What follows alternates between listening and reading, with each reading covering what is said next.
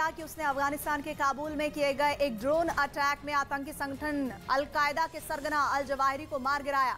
9/11 हमले के बाद करीब 21 सालों से अमेरिकी खुफिया एजेंसियों की आंखों में धूल झोंक रहे अल जवाहिरी की एक आदत ने उसे मौत के मुंह में पहुंचा दिया। और अमेरिका ने 31 जुलाई को ड्रोन से ऐसी मिसाइलें दागी जिसने पलक झपकते ही अल जवाहिरी का खात्मा कर दिया।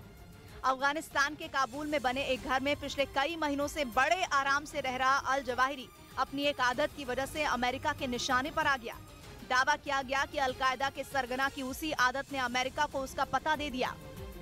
और दुनिया के बेहद खूंखार आतंकी संगठन के सरगना अल जवाहिरी को इस बात की भनक तक नहीं लगी कि उसकी छोटी सी गलती उसे हमेशा के लिए मिटा देने वाली है, क्योंकि अमेरिकी खुफिया एजेंसी की निगाह उसकी हर एक हरकत पर थी।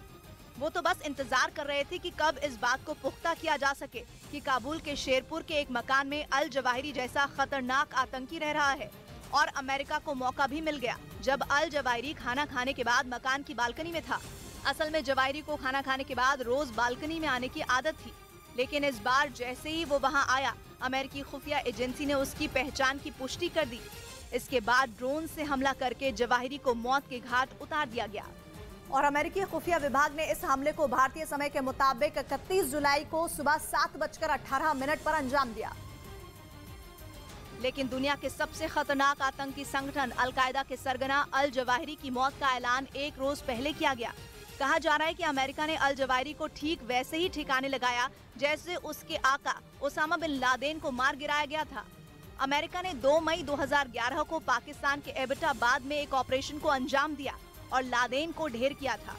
और कुछ उसी तरह का खुफिया ऑपरेशन उसने 31 जुलाई 2022 को किया, जिसमें अल जवाहिरी का खात्मा कर दिया गया। और इस दिन का इंतजार अमेरिका के साथ साथ पूरी दुनिया कर रही थी, क्योंकि ओसामा बिन लादेन के बाद अल जवाहिरी ही वो दूसरा चेहरा बचा था जिसने अमेरिका में 11 सितंबर 2001 में वर्ल्ड ट्रेड सेंटर पर हमला किया था और लादेन का हर कदम उसका साथ दिया था। और यही वजह है कि अल जवाहिरी ही ओसामा के खात्मे के बाद उसका वारिस बना। वो ओसामा की मौत के बाद से ही उसकी सल्तनत संभाल रहा था। लादेन को मारने के बाद अमेरिका को लगा कि अल-कायदा भी खत्म हो जाएगा, लेकिन अल जवाहिरी ने ऐसा नहीं होने दिया। कहा जाता है कि लादेन की मौत के बाद अल जवाहिरी ने अपने दम पर दुनिया के बेहद खतरनाक आतंकी संगठन को जिंदा रखा। अमेरिका को 9/11 हमले के बाद से ही अल जवाहिरी की तलाश थी। कहा जाता है कि अल जवाहिरी ही वो आतंकी था जिसने वर्ल्ड ट्रेड टावर पर हुए हमले के लिए विमानों को हाईजैक करने में मदद की थी। और इसी वजह से वो लादेन के बाद उनकी हिट लिस्ट में था। अमेरिकी खुफिया एजेंसी CIA लगातार उसकी तलाश में लगी हुई थी। उसकी कोशिश थी कि किसी तरह बस एक सुराग मिले और वो अल जवाहिरी को मिटाने के लिए ऑपरेशन शुरू कर सके। लेकिन अल जवाहिरी का पता लगा पाना इतना भी आसान नहीं था। वो लगातार अपनी जगह बदलता रहता था। हालांकि CIA को इसी साल एक खबर मिली थी कि जवाहिरी की पत्नी और बच्चे काबुल में बने एक घर में रहते हैं, और करीब 6 महीने पहले इस बात का भी पता चला था कि अल जवाहिरी भी उसी घर में रहता है। लेकिन अमेरिका कोई चूक नहीं चाहता था, इसलिए उसने कुछ और दिन लगाकर अल जवाहिरी की पहचान को पहले पक्का किया। और जब इस बात पर मोहर लगी कि काबुल के उस घर में अल जवाहिरी ही है, तो इसकी जानकारी 1 अप्रैल को राष्ट्रपति बाइडेन को भी दे दी गई। इसके बाद CIA ने जवाहिरी के उस घर के बारे में और जानकारी जुटानी शुरू कर दी। घर कैसे बना, वहां पर आने जाने के कितने रास्ते हैं, कौन कौन कहां आता जाता है, इसका पूरा खाका तैयार किया गया ताकि ऑपरेशन में कोई चूक ना हो। और अल जवाहिरी के बारे में पुख्ता जानकारी मिलने के बाद राष्ट्रपति जो बाइडेन ने कैबिनेट के सदस्यों के साथ बैठक की और उन्हें पूरे मिशन के बारे में जानकारी दी। इसके बाद 25 जुलाई को इस मिशन को अंजाम देने के लिए अंतिम बैठक हुई। इसमें राष्ट्रपति बाइडेन ने ऐसा हमला करने को कहा जिसमें वहां आसपास रहने वाले लोगों को कोई नुकसान न हो। और 31 जुलाई को CIA ने इस बात को पुख्ता कर लिया कि काबुल के शेरपुर के उस मकान में अल जवाहिरी ही है। इसके बाद ड्रोन से हेलफायर मिसाइल दागकर जवाहिरी को ढेर कर दिया गया। और कहा जा रहा है कि अमेरिका ने अल जवाहिरी को खत्म करने के लिए जो हेलफायर मिसाइल चुनी, वो भी बहुत सोच समझकर चुनी गई थी। असल में बाइडेन नहीं चाहते थे कि वहां ज्यादा नुकसान हो, इसीलिए अल जवाहिरी पर हमले के हेलफायर मिसाइल को चुना गया, जिसमें बारूद का इस्तेमाल बेहद कम होता है, यानी धमाके के बाद आसपास के इलाके में ज्यादा नुकसान नहीं होता है।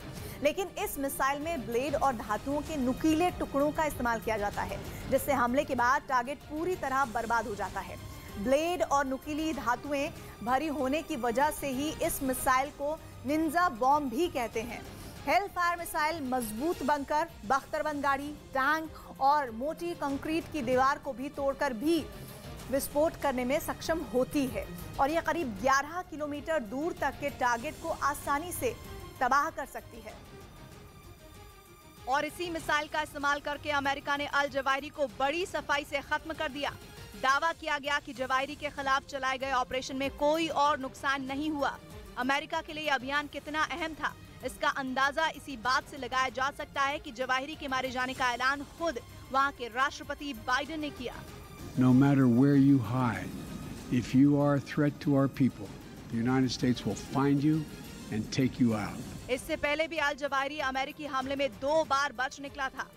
2001 में जवाहिरी के अफगानिस्तान की तोरा बोरा पहाड़ियों में छिपे होने की खबर मिली थी, लेकिन हमले से पहले ही वो वहां से भाग निकला था।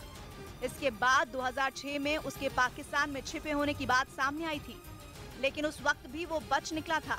लेकिन अमेरिका ने दावा किया कि इस बार काबुल में हुए हमले में अल जवाहिरी का खात्मा हो गया।